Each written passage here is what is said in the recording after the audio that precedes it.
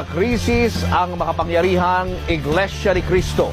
Kanina inanunsyo ng pamunuan nito ang pagtiwalag sa sariling ina at kapatid ng kanilang leader. Dahil sumunay pag-question nila sa pamamahala ng simbahan. Nalantad din ang tila alita ng pamilya Manalo nang lumabas sa internet ang apela para sa kaligtasan ng maginang Kateni at Angel Manalo. Ibandila mo, Ses Oreña Drilon. Simula pa ng taong 2015 nang lumabas ang blog na ito na naglalantad ng katiwalian umano sa loob ng Iglesia ni Cristo. Buwan ng Hulyo lumabas sa Facebook ang pagkakakidnap umano sa ilang ministro ng Iglesia. At kagabi, Hulyo 22, nang ma-upload sa YouTube ang apela ng mag-inang Kateni at Ka-Angel Manalo para sa kanilang proteksyon. Nananawagan po kami sa inyo dahil nanganganib po ang aming buhay. Sana'y matulungan niyo po kami. Saklolohan ninyo ang aking mga anak, si Angel at Lottie at ang kanilang mga kasama. Tulungan niyo rin ang mga ministro na dinukot sa aking anak na si Eduardo. Sana makausap kita.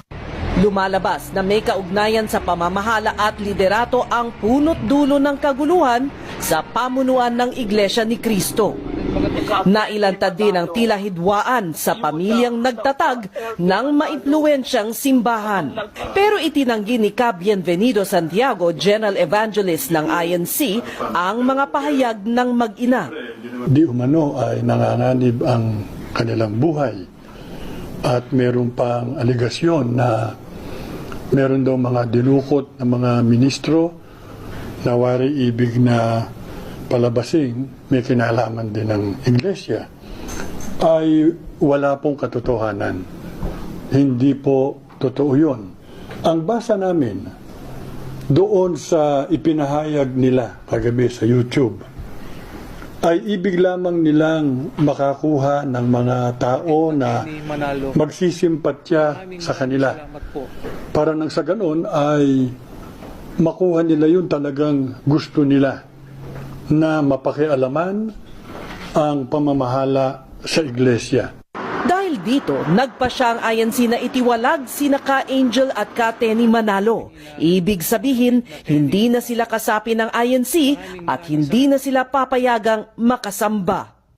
Masakit man sa loob ng kapatid na Eduardo Manalo, ay ipinasya nila na itiwalag yung mga lumilikha ng mga pagkakabahabahagi sa Iglesia.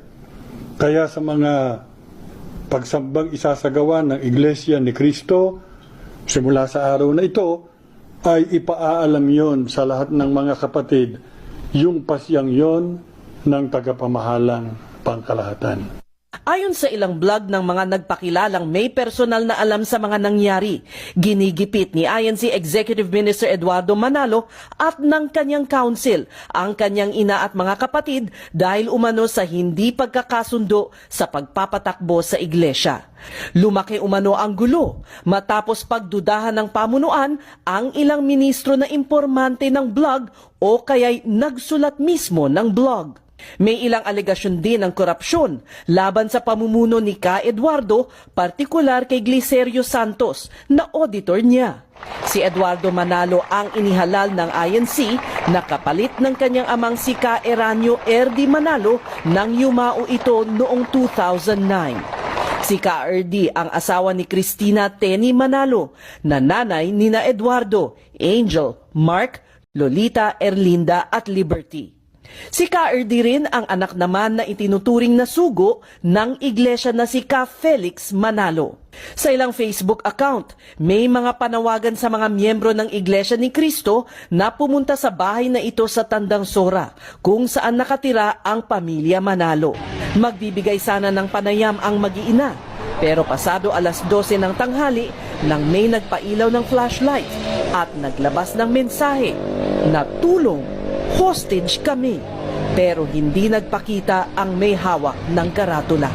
Dagdag pa sa mensahe, ang kotseng ito sa tapat ay puno ng mga armado, pero hindi namin makita ang loob sa kapal ng tint ng bintana ng kotse. Kailangan Lumapit kami sa tila guardhouse kung saan lumitaw ang mensahe para kausapin ang gumawa nito. Kayo dyan? Pero hindi na ito nagpakita muli. Sir, kamusta kayo dyan? May ilang miyembro ng INC na dumating dito ng patago at tumangging humarap sa kamera. Matapang na naglabas ng hinanakit at saloobin si Shirley Rosal, na 47 taon ng miyembro ng INC. Pumunta siya dito upang sumuporta at mag-vigil sa pamilya ni Angel at Katani. Nakikiusap ako sa'yo! Kahit ako na lang, huwag sila! Si Shirley at ang kanyang asawang si Ruel na dating ministro ay kapwa natiwalag sa Iglesia ni Cristo nito lamang Hunyo. Ayon kay Shirley, ang dahilang ibinigay sa kanila ay ang paglaban nila sa pamamahala ng INC. Nang kumagat ang dilim sa Tandang Sora, walang nakasinding ilaw sa tahanan. Pinutulan na umano ng tubig at kuryente ng pamunuan ang bahay. Palihim na apela ng mga kasapi ng INC, bantayan ang tahanan dahil patuloy na nalalagay sa peligro ang buhay ng mag-iina. Ces Orenya Drilo, ABS-CBN News.